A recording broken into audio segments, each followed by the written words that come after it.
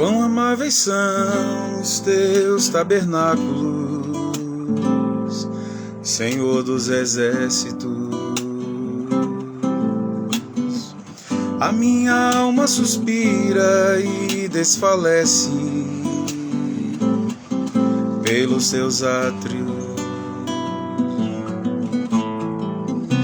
O pardal encontrou casa e a andorinha ninho para si. Eu encontrei teus altares, Senhor, Rei meu e Deus meu. Eu encontrei teus altares, Senhor, Rei meu e Deus meu.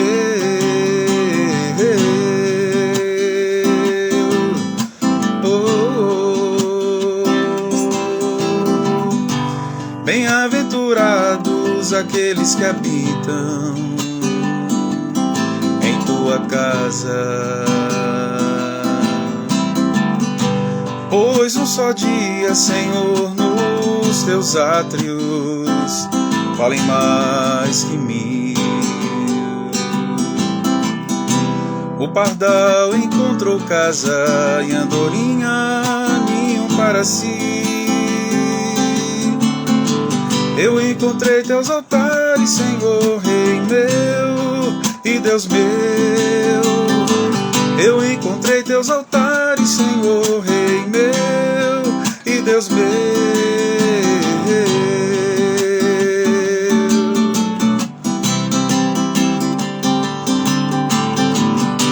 Pois o Senhor é sol e escudo, dá graça e glória.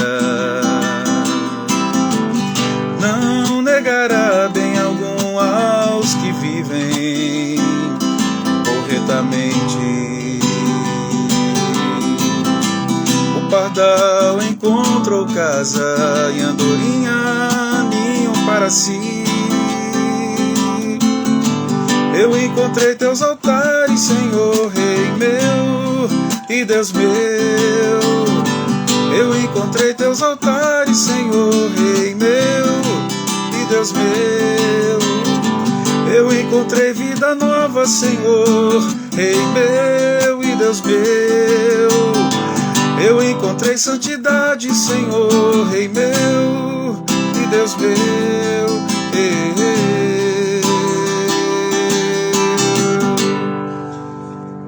Boa noite, povo de Deus, a paz do Senhor Jesus Cristo, Érica, Otávio, Vânia, Júnior Lira, Vera Macedo, Julinha, a paz do Senhor, minha gente.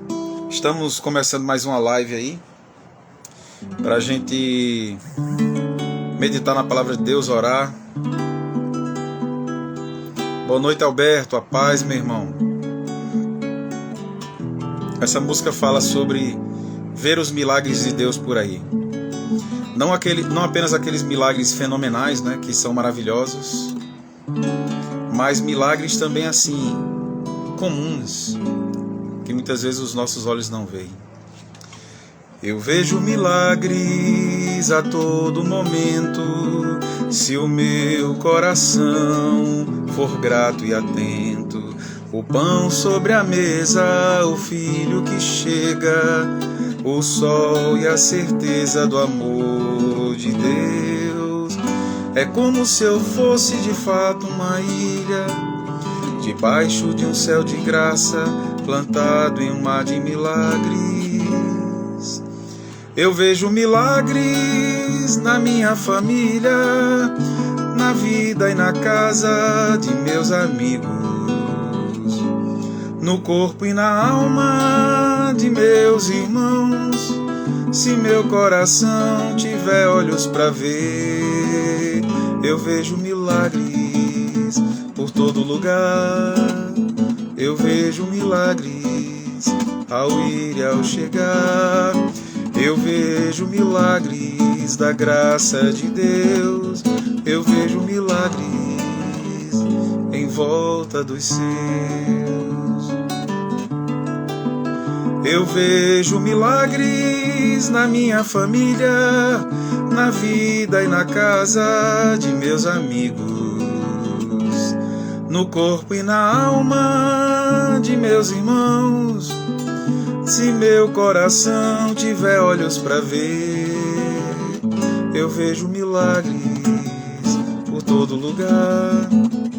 Eu vejo milagres ao ir e ao chegar. Eu vejo milagres da graça de Deus.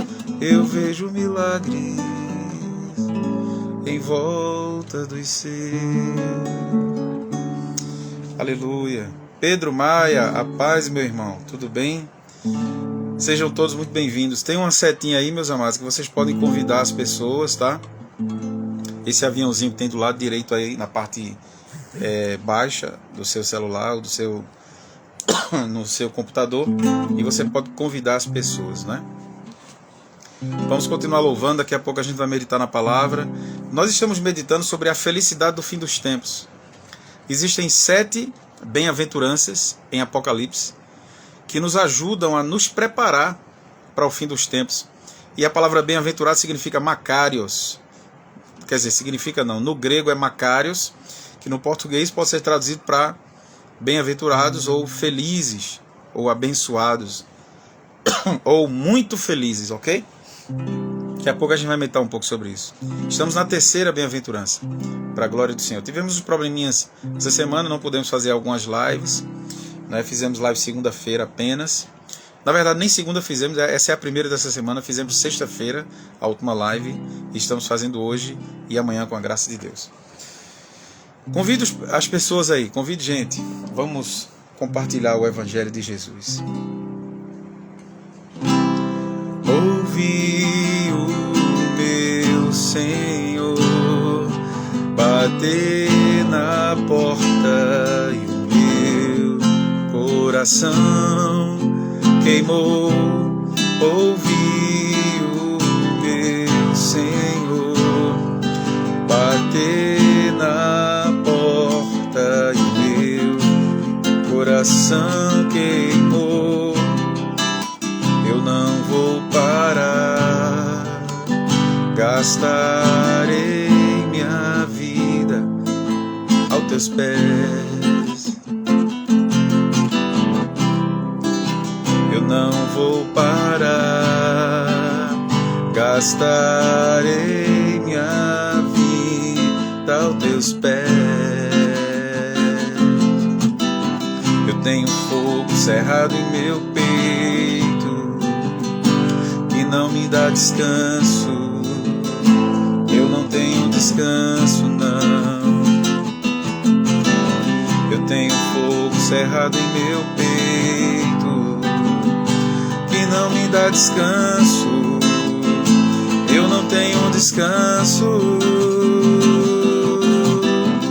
Deixa queimar, deixa queimar, deixa queimar, deixa queimar, deixa queimar, deixa queimar, deixa queimar, deixa queimar, deixa queimar, deixa queimar, deixa queimar, deixa queimar. Enquanto muitos querem tuas mãos, nós só queremos os teus pés.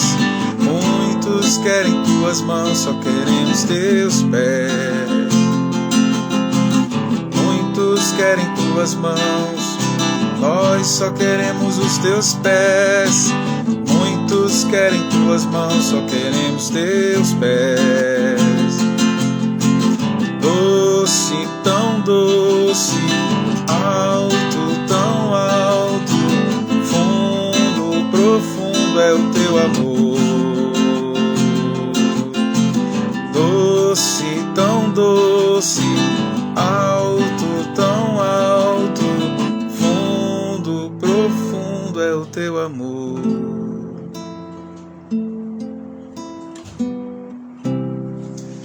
Robson, meu irmão, boa noite, a graça e a paz de Jesus Cristo.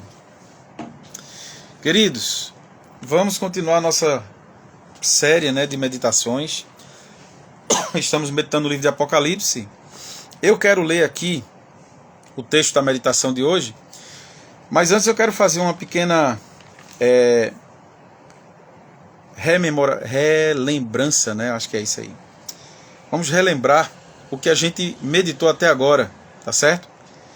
A gente meditou no livro de Apocalipse sobre a felicidade do fim dos tempos. Parece um tema meio paradoxal, mas é verdade. O livro de Apocalipse fala de 7 bem-aventuranças, que pode ser traduzido também como felicidade, ou seja, nós podemos abraçar as verdades da profecia do Apocalipse e essas verdades nos preparar para a volta de Jesus. Ok? Essa verdade trazer para nós uma felicidade em meio a tanta infelicidade. Então veja que coisa legal, o livro de Apocalipse nos fala de felicidades no meio das infelicidades do final dos tempos. Então muitas coisas infelizes vão acontecer no final dos tempos, muitas tragédias, muitas coisas terríveis, mas também muita felicidade para aquele que crê. Essa é a promessa da palavra. E aí a gente meditou a primeira meditação, a primeira profecia, né?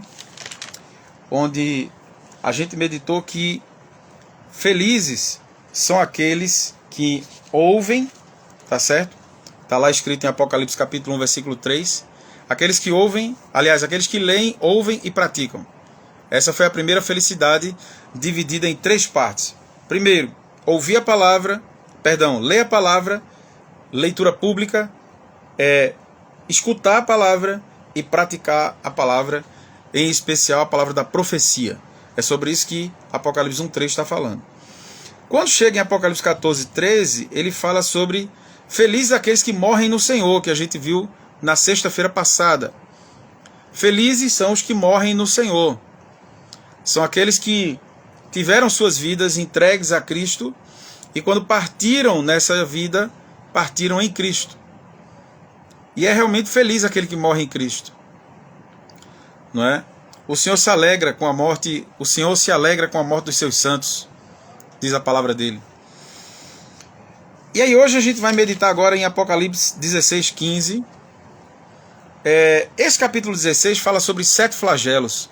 A gente não vai falar sobre esses 7 flagelos porque não é o alvo do estudo, ou melhor dizendo, da meditação desse momento que a gente está meditando.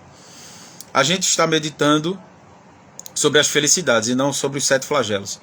Em outro momento a gente pode até meditar sobre esses 7 flagelos, mas o que a gente percebe é que a cada flagelo que tem aí no capítulo 16, as pessoas que não se renderam a Cristo, elas vão ficando mais duras de coração, o coração delas vai endurecendo mais. Boa noite, Ronaldo, Veras, meu irmão, a paz, boa noite, Simone, povo de Deus. Vão convidando aí as pessoas, estamos meditando sobre a felicidade do fim dos tempos, ok? Apocalipse. Ana Lu, boa noite, a paz, sejam muito bem-vindos à página da Igreja Peregrinos do Evangelho, estamos meditando aí no livro de Apocalipse. Vamos lá. Então, a gente percebe que a cada flagelo do capítulo 16 de Apocalipse, as pessoas vão ficando mais duras de coração, mas aqueles que servem a Jesus vão se quebrantando mais, se consagrando mais, como diz lá em Apocalipse 22.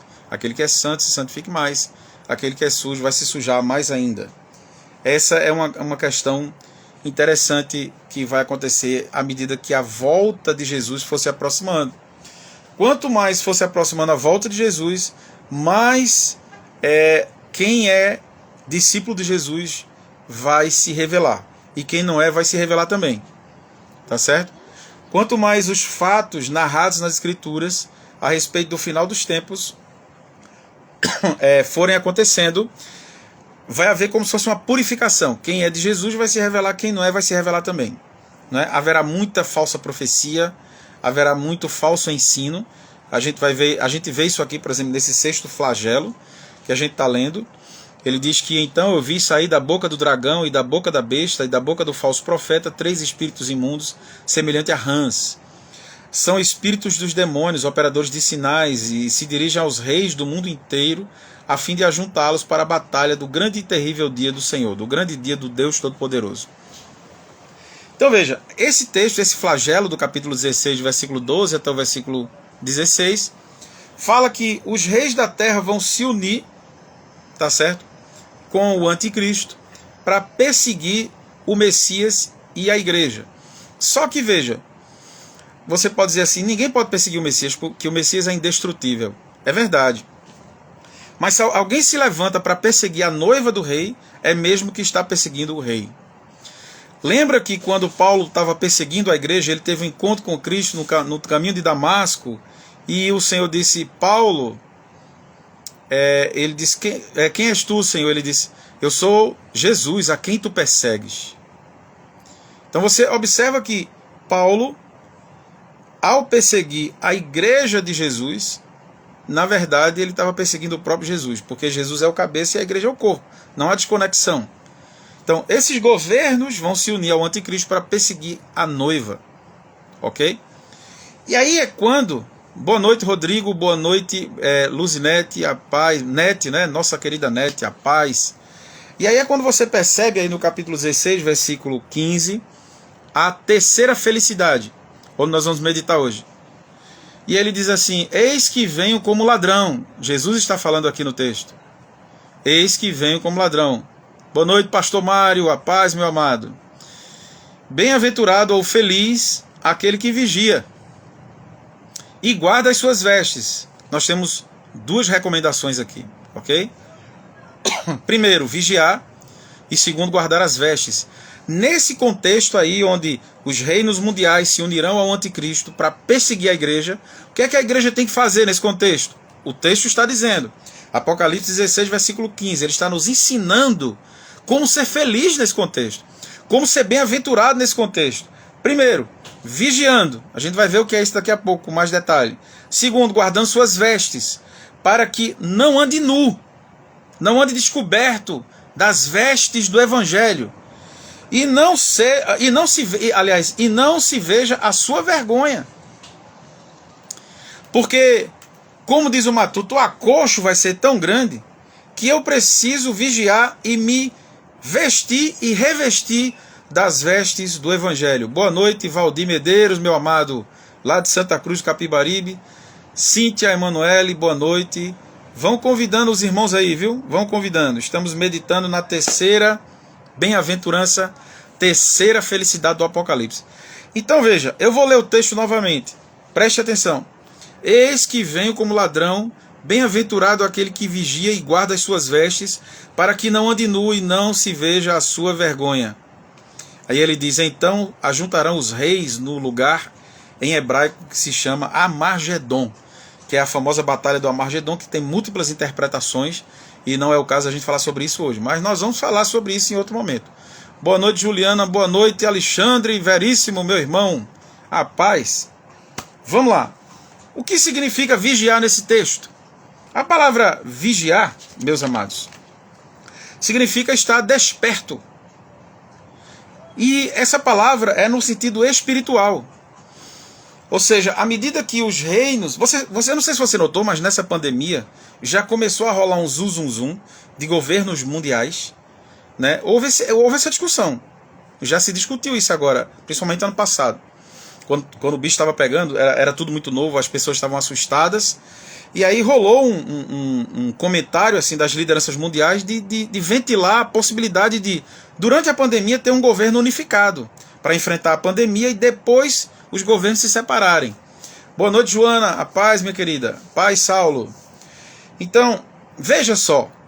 Já é uma trombeta tocando, anunciando que as coisas estão caminhando para isso aqui. Tá? Essa pandemia foi, como diz o reverendo Caio, como se fosse um treino. Foi um treino. Estão na estrada, glória a Deus. Quando chega aí, guarda um cuscuzinho para mim. Bota um formol nele e traz, que cuscuz de interior é mais gostoso. Aleluia. Manda um abraço aí para todo mundo dessa terra santa aí de Arco Verde. É Arco Verde, né? É Arco Verde que vocês estão indo. Então veja, nós precisamos entender que esses governos vão se unir. É o que o texto de Apocalipse está dizendo. Nessa pandemia, como eu disse, alguns jornais, o El País, por exemplo, noticiou que alguns governos estavam se reunindo com a ideia de um governo unificado para enfrentar a pandemia. Veja que coisa, isso nunca se falou na história da humanidade. É uma coisa mais recente. Tá? Não houve essa discussão. Por que um governo unificado? Para enfrentar a pandemia? Não é?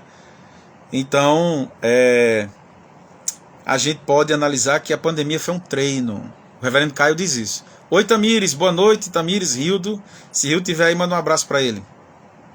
Caio diz assim, que a pandemia foi um treino, porque o jogo mesmo ainda está para chegar. Mas isso tudo não é para nos assustar, porque Apocalipse diz que bem-aventurado, veja, Apocalipse está dizendo que quem crê em Cristo, quem segue o Evangelho, não é infeliz, não será infeliz nesse período. Ainda que tenha muita perseguição, o acocho que vier, o Apocalipse diz, feliz é aquele que vigia. Por que vigiar? Porque o texto diz, Jesus diz, eu venho como um ladrão. Jesus já tinha dito isso em Mateus, capítulo 24, 42, e Paulo fala sobre isso em 1 Tessalonicenses. Ou seja, Jesus vai vir à semelhança de um ladrão.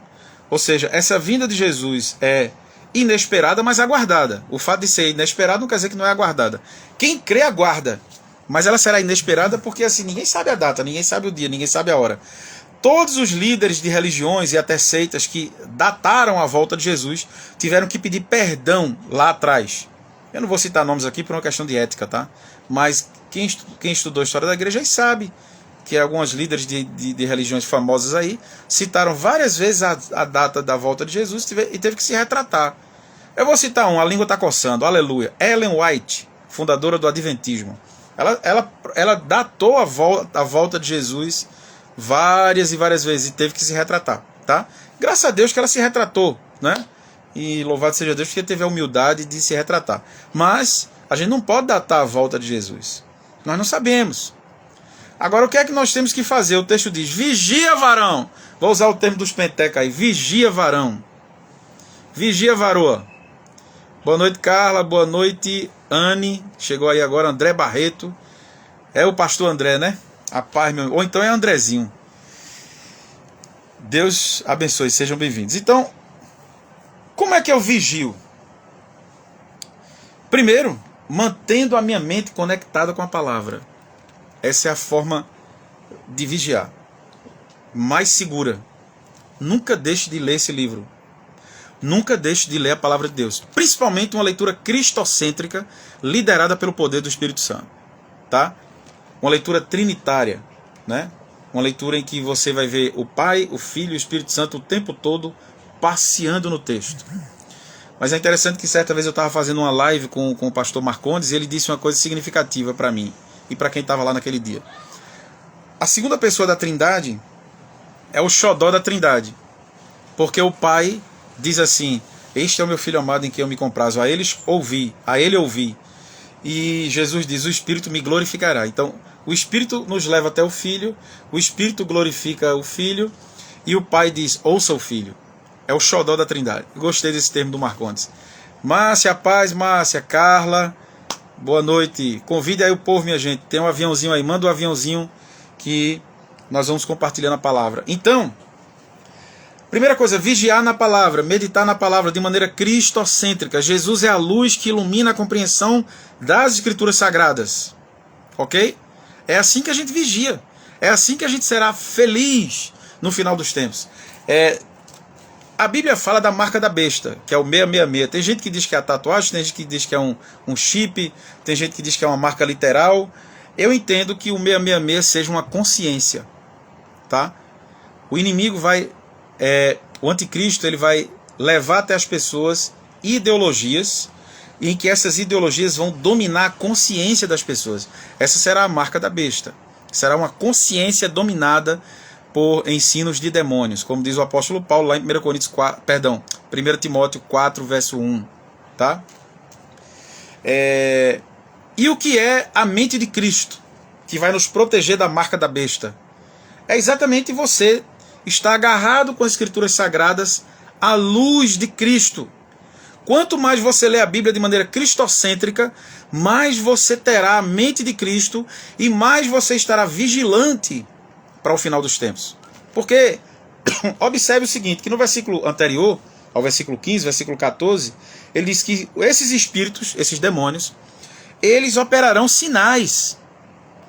Eles farão sinais. E vão se dirigir aos reis do mundo inteiro, a fim de ajuntá-los para trabalhar no grande dia do Todo-Poderoso. Aqui no versículo 16, fala da batalha do Armagedon. Entende? Então como é que eu me protejo desse negócio tão grandioso que assusta tanta gente? É simples. E ao mesmo tempo, um desafio. Você tem que ter a mente cristocêntrica, a mente de Cristo. Para isso você tem que conhecer muito Jesus. Muito o Senhor que te salvou, que te regenerou, que te batizou, que te santifica, que te glorificará e que está revelado nas Escrituras. Por isso que você tem que ler a Bíblia sempre à luz dos 4 evangelhos.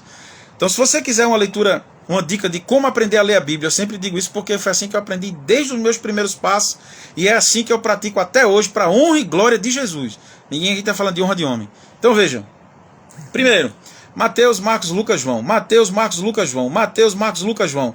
Mateus, Marcos, Lucas, João. Por que essa repetição, pastor Valdemar? Para que você fique com a mente bem cristocêntrica, para depois você ler Atos, ler Romanos, ler o livro do Novo Testamento todo, e depois você ler o Velho Testamento. É como se fosse uma pirâmide. Mateus, Marcos, Lucas, João, que vai iluminando o resto das Escrituras. Quanto mais você fizer essa leitura repetitiva ao longo da sua peregrinação cristã, mais a sua mente ficará a mente de Cristo, a mente de Cristo, a mente de Cristo. E você vai ter o entendimento espiritual das Escrituras. Por quê? Porque Paulo diz... Certa vez um amigo meu entrou nessa onda de igreja judaizante, que está na moda hoje. As igrejas estão...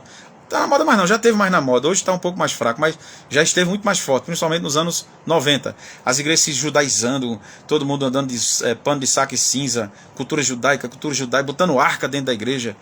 Até o Michel louvou, trazendo a arca, essas coisas todas. Mas veja bem, na verdade, nós como cristãos, nós não somos da velha aliança, nós somos da nova aliança. Nós somos o povo em que Jesus segurou o cálice e disse assim: este é o cálice do Novo Testamento. Este é o cálice da nova aliança. Todas as vezes que vocês tomarem desse cálice, lembrem de mim. Lembrem que vocês têm uma aliança comigo. Lembrem que vocês não têm mais aliança com velha aliança. Vocês não precisam ir mais para o Monte Sinai, onde está pegando fogo. Aquela visão que o povo teve medo quando Moisés, o monte pegando fogo e o povo com medo. Moisés, fala conosco, porque se Deus falar conosco a gente vai morrer. Cristo tirou esse medo, o pavor da lei, a punição da lei. Ela foi encerrada em Cristo. É por isso que Paulo, em Romanos 5,1 diz: quando eu sou absolvido da punição da lei, em Cristo, justificados, pois, pela fé, temos paz com Deus. Aleluia! Paz. Pastor Morestino, meu mano, a paz, boa noite. Temos paz com Deus. Que coisa extraordinária Jesus veio fazer. Então, vigia nisso, meu irmão. Vigia no Evangelho. Vigia no Evangelho. O que é vigiar? É vigiar no Evangelho. Não é ficar neurotizado esperando a volta de Jesus, paranoico. Não. Vigiar é descansar em Cristo. O anticristo, ou os anticristos da história, e o maioral, aquele que Paulo chama de homem da iniquidade, quando ele vier, a coisa que ele vai mais odiar, sabe o que é? É gente pacificada em Deus. Porque os ensinos dele, o poder dele não vai entrar na sua mente, nem na minha mente, para a glória de Jesus. Porque nós estaremos com o capacete da salvação. Já pensou o capacete da salvação nessa carequinha linda? Oh, glória! Que lindo! Capacete da salvação, minha mente protegida dos ensinos malignos, minha mente cheia de Cristo, e eu vou olhar para esses sinais malignos e vou ter discernimento de saber: esses sinais não são do meu Senhor, esses sinais são do falso profeta, esses sinais são do anticristo, esses sinais não são do meu Cristo que me salvou, porque a minha mente estará tão cheia de Cristo que eu terei discernimento e não vou me render. E a minha mente vai estar tão cheia de Cristo que eu não terei medo da morte. Na hora que o anticristo, ou o exército do anticristo, aqueles que seguem o anticristo, perseguir aqueles que têm a marca de Jesus, o selo do Espírito Santo, o Espírito Santo, com a graça dele, nos dará poder espiritual para nós imitarmos os mártires da história, que não tiveram medo da morte, que enfrentaram a morte com ousadia. Sabe por quê? Porque pela fé eles acreditavam que eles estavam passando por um portal e que iam estar do outro lado, na Nova Jerusalém, para a honra e glória do Senhor Jesus. Quem tem essa fé não tem medo de encarar a morte. e o anticristo vai odiar esse povo. Será o povo do Messias, o povo da bandeira branca, da paz do Evangelho. O povo que vai destronar os principados e potestades com o governo que sai da cruz, com o governo que sai do túmulo vazio,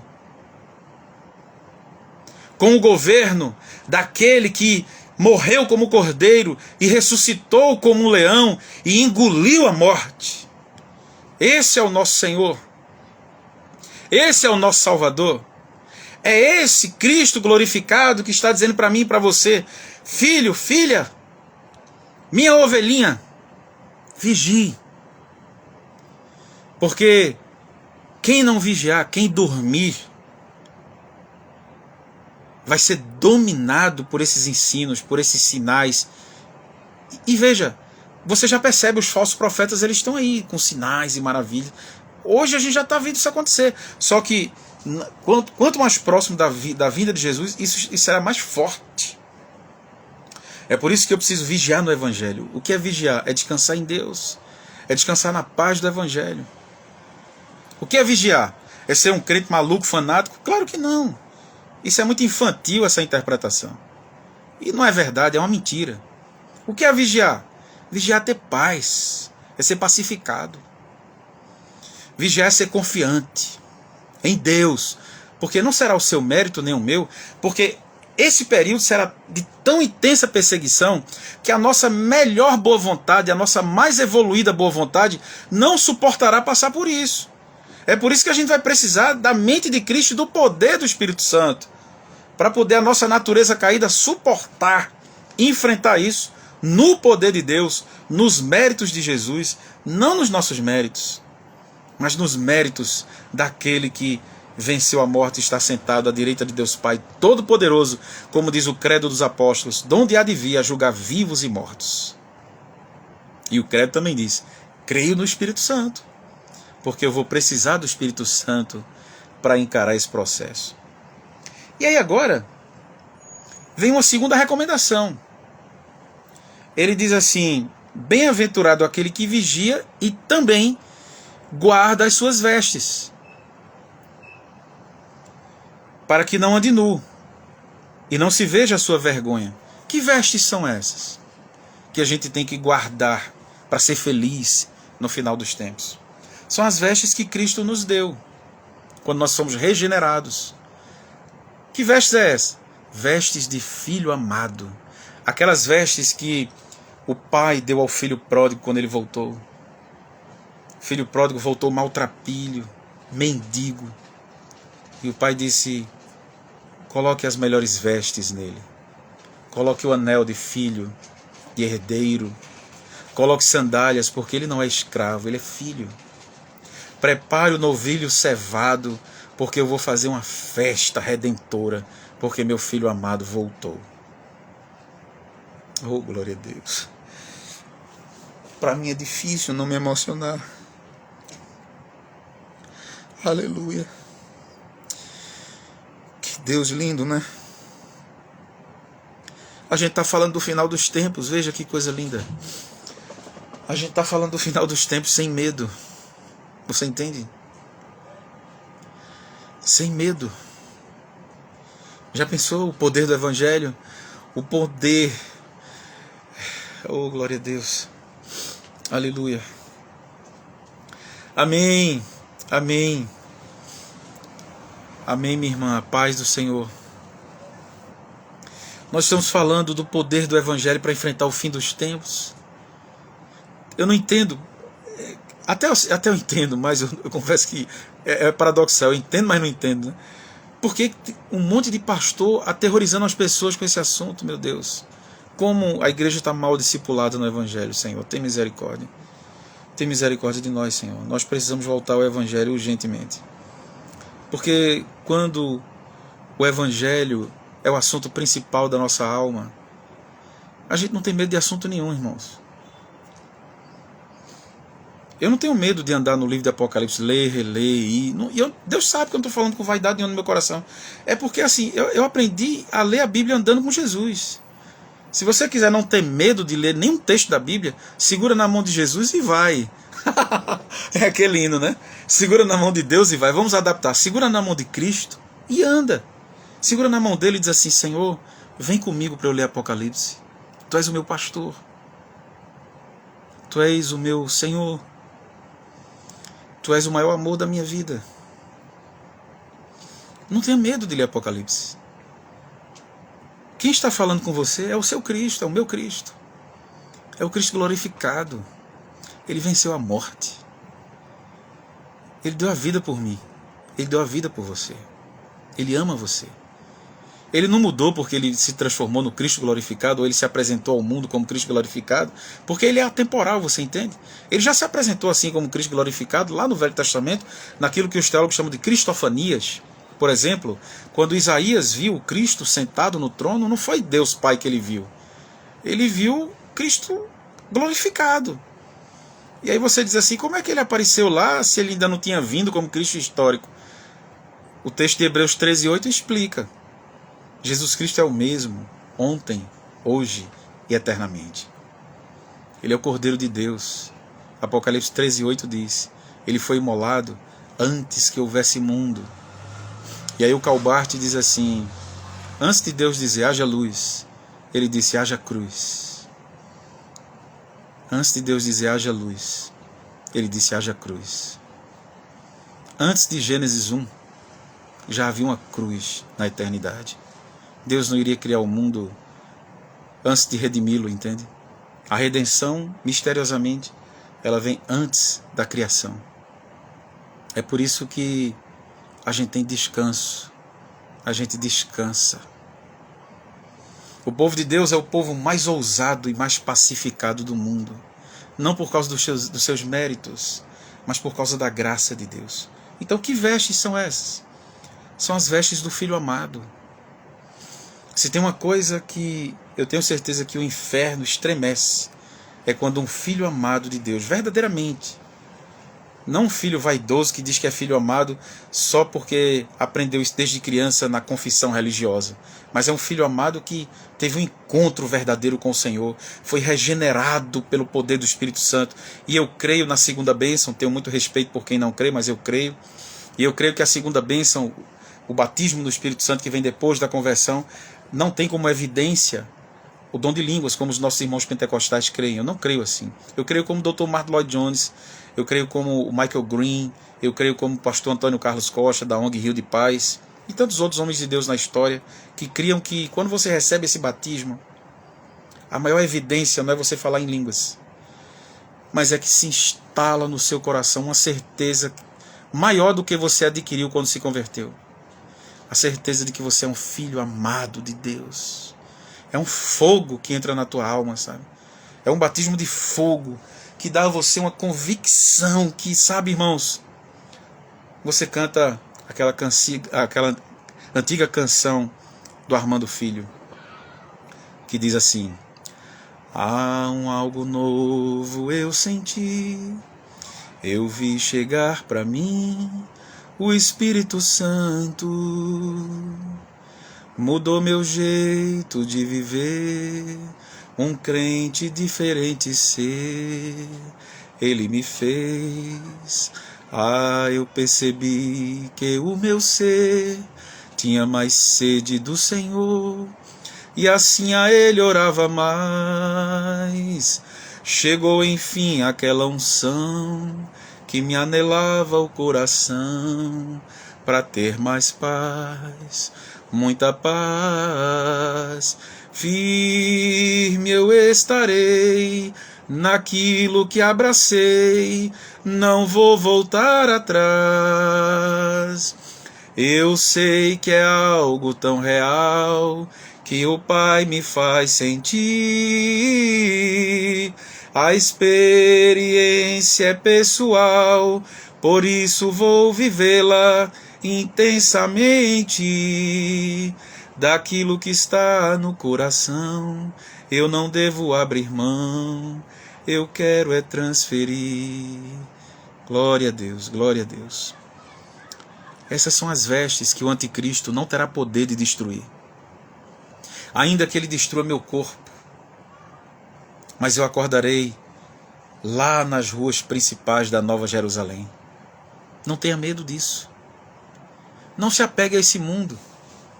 Se tem uma das coisas... Eu li um livro maravilhoso de um teólogo que eu sou apaixonado por ele, porque ele é um teólogo muito devoto, muito pastor. Foi o teólogo que já partiu para a glória, mas ele deixou tantas heranças maravilhosas, dentre elas a Bíblia, a mensagem. Eugene Peterson. O Eugene Peterson escreveu essa Bíblia durante 40 anos da vida dele. Foi a vida dele. Mas ele também escreveu um livro sobre Apocalipse. O nome desse livro se chama Trovão Inverso. É extraordinário esse livro, do Eugene Peterson. E aí, por que ele deu esse nome, Trovão Inverso, para o livro de Apocalipse? Porque o Apocalipse é um trovão inverso ao trovão do mundo. Por exemplo, vamos trazer isso para a prática. Quando você liga um jornal logo cedo, assim, antes de ler a Bíblia, de qualquer coisa, começa o dia com notícias do jornal. Meu amigo, você já notou que a maioria dos jornais hoje parece um bando de bandeira 2? Lembra o antigo bandeira 2? Só notícia de morte, desgraça, morte, desgraça.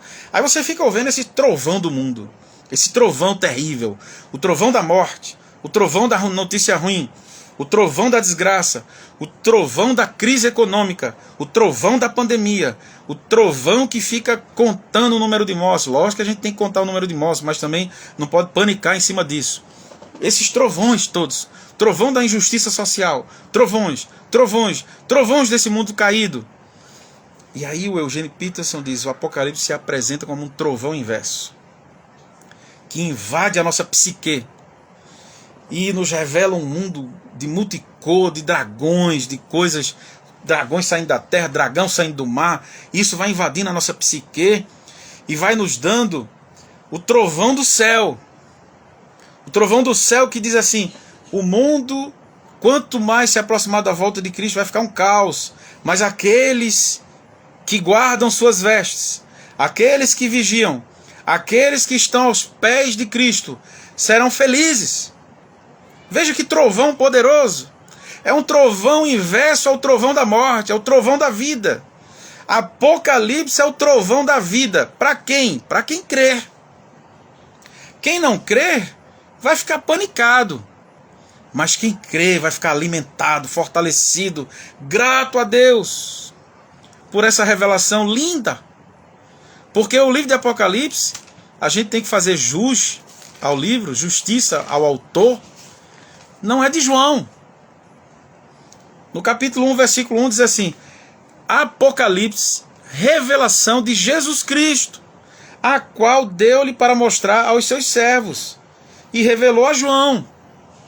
Vamos organizar o negócio. De quem é essa revelação? É do Cristo glorificado. É do teu pastor. É do meu pastor que me ama. Eu não tenho que ter medo disso aqui. Eu tenho que ser grato por isso aqui. Eu tenho que dizer a Deus, obrigado, meu pastor Jesus. Obrigado, Cristo glorificado, por você me dar esse tesouro, essa profecia linda, que me dá paz, que me dá força. Essa profecia que diz para mim que eu sou feliz em meio ao caos do fim dos tempos. É isso aí, Mari. Boa noite, Mari. Boa noite, Jaqueline. É esse Cristo lindo, glorificado, poderoso, que está dizendo, você é feliz se você fizer isso aqui. Nós lemos as 3 bem-aventuranças. A primeira foi, felizes são aqueles que leem a profecia em público, ouvem e praticam. Apocalipse 1, versículo 3, na primeira meditação. Segunda meditação, Apocalipse 13, 14. Segunda felicidade. Felizes são os que morrem no Senhor. Então veja, se você vai para um velório de alguém que morreu em Cristo, você vai olhar para aquele caixão e vai dizer, feliz esse homem que morreu no Senhor, glória a Deus.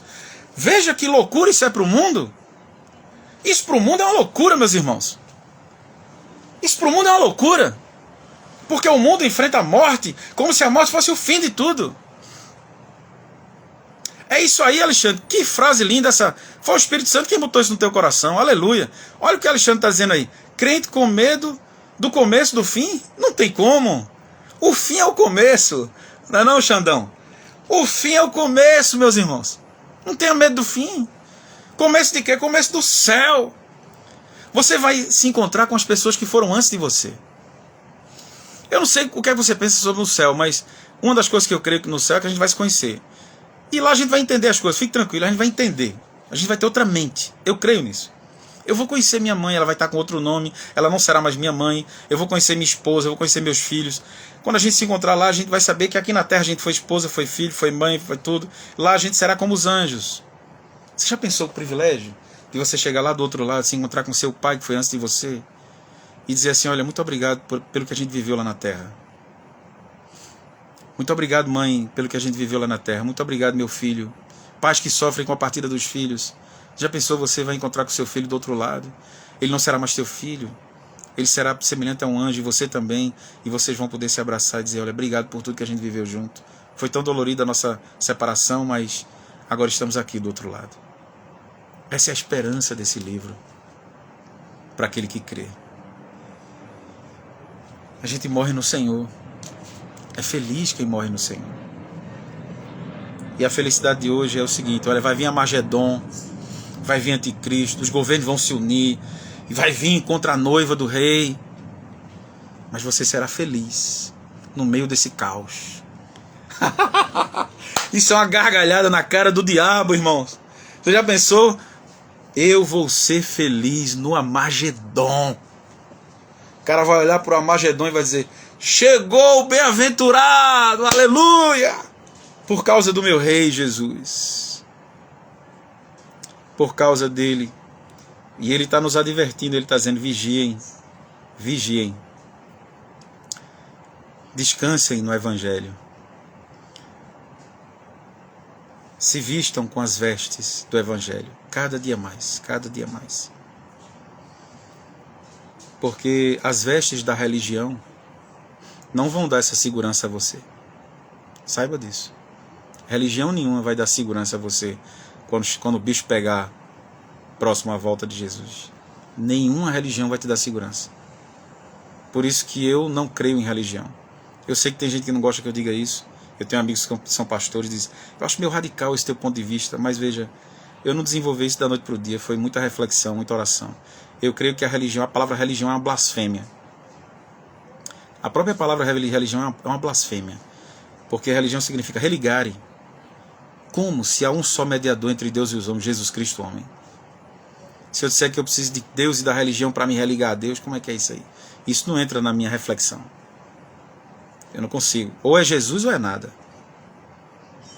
Eu penso assim. Eu não creio que isso seja radical de fanatismo. Eu entendo que isso é radical de raiz. Está enraizado em Cristo. Eu não preciso das vestes da religião. Eu preciso das vestes do Cordeiro. Eu preciso do sangue do Cordeiro. Eu preciso da paz do Cordeiro. Eu preciso estar com o bom pastor do começo ao fim. Agora, isso não quer dizer que eu não preciso de uma igreja local. Eu preciso de uma igreja local. Eu preciso caminhar com o corpo de Cristo. Eu preciso ser pastoreado. Eu preciso cuidar de pessoas, deixar as pessoas cuidarem de mim. Entende? Mas não será as vestes da religião que vai te dar essa segurança. Serão as vestes do Evangelho. Vamos tirar um tempinho de oração agora? Vamos tirar um tempo de oração.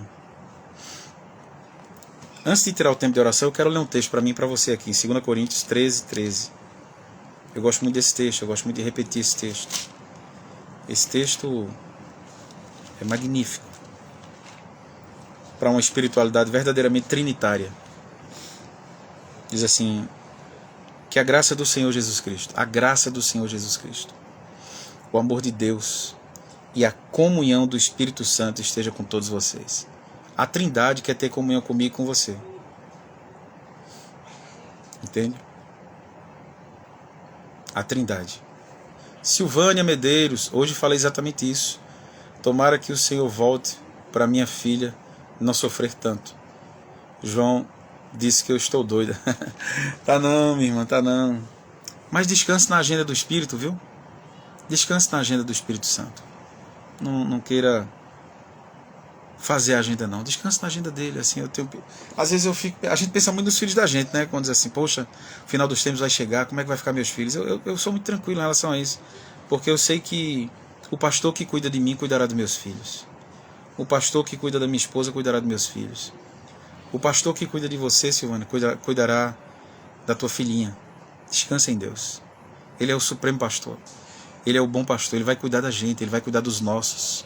O nosso papel é apenas ensinar para eles. Eu converso com meus filhos sobre isso. Digo, olha filho, quando chegar o final dos tempos vai ter isso, vai ter isso. A gente conversa. Meu filho tem 8 anos, eu converso com ele. Minha filha tem 12, eu converso com ela. Agora, eu digo o que é que eles devem fazer, que é o que a palavra fala, né? Descanse no Evangelho, filha. Ame Jesus, se aproxime de Jesus, confie nele, descanse nele. Leia a palavra dele, ame as Escrituras, sirva a ele. Porque João, lá em 1 João 4,17, ele diz que quem ama não tem medo do dia do juízo. O Evangelho é fantástico, não é? Diga a verdade. Já pensou? Qual é a receita para não ter medo do dia do juízo? Amar. 1 João 4,17. Quem ama não tem medo do dia do juízo, porque está alinhado com aquele que é amor. Glória a Deus. Então a bênção trinitária é essa. Que a graça de Jesus, o amor de Deus, o Pai, e a comunhão do Espírito Santo esteja com todos vocês, conosco. Esteja conosco. Deus Pai, Deus Filho, Deus Espírito Santo não quer que você faça da Trindade anatomia, estudos exegéticos, teológicos, não só isso. Ele quer que você tenha uma relação pessoal, que você converse com o Pai, converse com o Deus Filho, converse com o Deus Espírito Santo. Eu sei que é a mesma coisa, mas ao mesmo tempo misteriosamente são os três, e eu quero entrar nesse mistério a cada dia. Você quer orar pelo quê? Coloque seu pedido aí. Eu peço oração por minha família. Estamos vivendo desafios, estamos vivendo algumas provações, não são grandes provações, mas são provações difíceis. Principalmente minha esposa tem vivido um momento de provação na vida dela. Os mais próximos aí, irmãos que convivem com a gente, sabem. Mas a gente está pacificado, porque o Senhor está no barco, né? Mas você quer orar pelo quê? Eu vou orar de olhos abertos, né, como eu sempre digo, né? Você vai colocando aí. Nilo, meu querido, que bom você estar aqui, Nilo. Bom te ter aqui, irmão. Terminamos o louvor, terminamos a meditação, estamos entrando nas orações. Vão colocando os pedidos aí, vão escrevendo, eu vou orando, a gente vai orando um pelo outro. Se quiser escrever orações, também escreva. Vá concordando com a oração. Vamos fazer uma reuniãozinha de oração antes de terminar, tá? Escreva aí os seus pedidos, vá digitando. Eu já pedi oração por minha família, por minha esposa. Já pedi oração por meu sogro, por minha sogra. Silvânia está pedindo oração por sua família, cura e libertação. Senhor, protege a família de Silvânia, cura, liberta aqueles que precisam disso que ela está pedindo. Tu sabes o que ela colocou na mente agora, Senhor, nesse pedido de oração que ela postou aqui nessa live. Por favor, Espírito Santo, visita a tua filha amada. Pela saúde de Carlos Germano, nosso irmão Alexandre está pedindo, de Tamir, Almiana, né? Ambos se recuperando de uma cirurgia de câncer. Meu Deus, visita, Senhor, em nome de Jesus. Visita com a unção da cura. Ministra, Senhor, a ciência do céu e da terra, junta tudo e ministra a recuperação dessa cirurgia, que eles possam ter saúde, Senhor. Carlos Germano e Tamir Almiana, recebam saúde em nome de Jesus. Estamos orando também por Fernando Cisneiros, né, é o tio de Ronaldo, né? Abençoa, Senhor, o Fernando, em nome de Jesus. Ministra cura na sua saúde, vai ministrando bênção do Senhor sobre a sua saúde, em nome de Jesus Cristo. Bruno e Eloá, paz do Senhor, meus irmãos. Pela saúde de Fernando Viana, diácono da Recon. Senhor, visita nosso amado irmão Fernando. Cuida da saúde dele, cuida das suas necessidades de saúde espiritual, emocional, física. Ministra cura sobre todas as dimensões do seu ser. Ele é um filho amado teu, é um servo teu. Cuida dele, Senhor. Estamos aqui orando também a pedido de Simone, Senhor, pela saúde de Jácio Mendes, que iniciou um tratamento de leucemia. Pai, ó meu Deus, vai ali nessa leucemia e ministra uma libertação, uma cura, Senhor. Usa também esse período para ele se aproximar mais de Ti, para ele chegar mais junto do Teu coração, porque a cura derradeira e poderosa é a espiritual. As curas físicas são maravilhosas, mas a regeneração é a cura das curas. Vai, Senhor, regenerando, trazendo essa cura, que a Tua palavra diz que quando um pecador se converte, há festa no céu. No nome santo de Jesus Cristo. Nós te pedimos a Tua bênção por cada pessoa que está nessa live, cada pessoa que está visitando essa live, cada família aqui representada, meu Deus. cada trabalho, cada emprego, cada ministério que está aqui nesse lugar. Senhor, eu quero te pedir que tu entres com visitação nas pessoas que estão com dúvidas sobre a sua salvação. Pessoas que muitas vezes permitem que o inimigo coloque setas, coloque minhoca na cabeça. Liberta. Não tenha dúvida da sua salvação, meu irmão. A sua salvação, meu irmão e minha irmã, o Senhor está mandando eu dizer isso aqui agora. Não pertence a você. A salvação pertence ao Senhor. Está escrito lá em Jonas. A salvação pertence ao Senhor. Então a salvação que Deus te deu pertence a Ele, não a você. Entende? Ela é um presente dele para você. Tome posse e descanse. Não deixe o inimigo colocar dúvidas na sua cabeça sobre sua salvação. Você é filho de Deus e isso é indestrutível. A palavra de Deus diz em Romanos que nada nos separará do amor de Deus que está em Cristo Jesus. Nem a morte, nem a vida, nem principados, nem potestades, nem angústias, nem o presente, nem o porvir, nem nada. Não pense que no seu momento de fraqueza você deixou de ser filho de Deus. Esqueça essa ideia. Deus não precisa dos seus méritos para que você permaneça sendo filho dele. Lembre-se que quando o filho pródigo saiu, a Bíblia diz que ele era filho. Pródigo, mas filho. Tá certo? E ele voltou. Então, Senhor, pacifica o coração do teu povo com relação à segurança de salvação. Vai dando segurança de salvação. Que as pessoas tenham paz sobre sua salvação. Para que ninguém sirva a Deus, Pai. Sirva a Ti, Senhor, por barganhas, por trocar nada, porque Tu já nos deste a tão grande salvação. Antes que o Senhor nos chamasse para fazer qualquer coisa na Tua obra, Senhor, Tu nos escrevesse o nosso nome no livro da vida. Assim como Tu disseste aos discípulos, não se gloriem porque vocês expulsam demônios. Não se gloriem porque vocês curam enfermos. Não se gloriem porque vocês pregam e as pessoas se convertem. Se gloriem porque o nome de vocês está escrito nos céus. Aleluia, aleluia. Essa é a glória das glórias, ser filho amado do Senhor. Boa noite, Eleile, Patrícia Souza, a paz. Então é isso, o Senhor falou hoje e está falando e vai falar cada dia mais. Então, amanhã nós vamos continuar. Vamos para a 4ª meditação sobre a verdadeira felicidade que está em Apocalipse, ou seja, a felicidade do fim dos tempos. Quando você for dormir hoje, lembre-se que você fez uma aliança com o Senhor. Deus não está com raiva de você, Ele não odeia você, Ele ama você. Deus não está fiscalizando você, Ele é o seu Pai, Ele está cuidando de você. Ele estará livrando você do mal. Entende? E aí quando você for dormir, coloque sua cabecinha no travesseiro com essa convicção. Eu estou deitando nos braços do meu papai, do meu Abba Pai, do meu paizinho amado, do Criador dos universos, que me adotou como filho amado, filha amada, em nome de Jesus. Beijo no coração, a paz do Senhor Jesus e descanse no Senhor. Até amanhã, queridos. Paz. Amém, meu amado. Obrigado.